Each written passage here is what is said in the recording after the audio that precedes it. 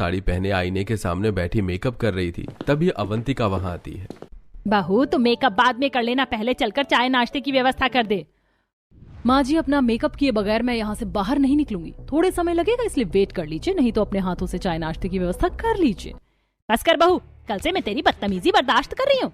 तू इस घर की बहू है, महारानी नहीं। अब चुपचाप बाहर चल और सबके लिए चाय नाश्ते की व्यवस्था कर। एक बात कान खोलकर सुन लीजिए माँ जी, मैं इस घर की बहू हूँ, नौकरानी नहीं। इसलिए यहाँ कोई भी मुझसे ऊंची आवाज में बात नहीं करेगा, ना मुझ पर कोई अपना हुक्म जताएगा, समझी आप? अरे अरे, क्या है ये सब? तू तो ऐसे कह रही है जैसे तू इस घर की मालकिन है और हम सब तेरे गुलाम हैं। हम जैसा चाहेंगे तुझे यहाँ वैसा ही करना होगा, जो काम बोलेंगे वो करना होगा, समझी? अच्छा, आपने मुझे खरीद लिया है क्या? अगर किसी ने मेरे साथ ज्यादती की ना तो मैं इस घर से हमेशा के लिए चली जाऊंगी, समझे आप? यहाँ मैं अपनी मर्जी से जीऊंगी और अपनी मर्जी से रहूंगी। ये तो बड़ी बदतमीज किस्म की लड़की है, कितना घमंड दिखा रही है। अगर ये यहाँ से चली गई तो सारे इलाके में हमारी बदनामी हो जाएगी कि शादी को एक दिन भी नहीं हुआ और बहू अपने मायके चली गई। अवंतिका तभी बाहर सबके पास आती है। बहू, कहाँ है अवंतिका? अगर मैं इन्हें बहू की अकड़ के बारे में बताऊंगी तो ये सब मुझे ताने मारेंगे, क्योंकि बहू को मैं ही पसंद करके इस घर में लाई हूँ।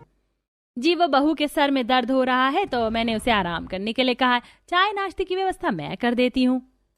अवंतिका रसोई में चली जाती है। थोड़े समय बाद सब चाय नाश्ता करते हैं। तभी अनुज, रोहन, अभय ये तीनों अपने काम पर चले जाते हैं। रोहन और अभय एक छोटे कारखाने में मजदूरी करते हैं और अनुज एक कंपनी में नौकरी करता है।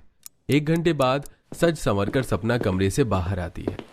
माँ जी, मैं अपने मायके से होकर आती हूँ। माँ को मेरी बहुत याद आ रही है, तो मैं शाम तक लौट आऊंगी। सपना बाहर चली जाती है। अब इसी तरह दिन प्रतिदिन बीतने लगे। सपना हमेशा मॉडर्न कपड़े पहनना, मेकअप करना और बार बार अपने मायके जाना, यही सब करती है। वो घरेलू कार्य में बिल्कुल भी ध्यान नहीं देती। सपना को अवंतिका ने ही पसंद किया था। एक शाम रोहन अपनी प्रेमिका भावना के साथ एक पार्क में बैठा था। रोहन जी, हम कब तक एक दूसरे से ऐसे छुप छुप कर मिलते रहेंगे? अब समय आ चुका है अपने रिश्ते को आगे बढ़ाने का। मैं तुम्हारी बात समझता हूँ भावना, पर माँ हमारी शादी के लिए कभी नहीं मानेंगी। माँ का कहना है कि हमारे घर की बहू वही लड़की बनेगी जो काफी अमीर परिवार से होगी। रोहन भावना नाम की एक लड़की से प्रेम करता है। भावना एक गरीब परिवार की बेटी है। रोहन जी, अगर मेरी शादी आपसे नहीं हुई तो मैं अपनी जान दे दूंगी। मैं आपके बिना जिंदा नहीं रह सकती रोहन जी। ये सुनकर रोहन परेशान हो जाता है।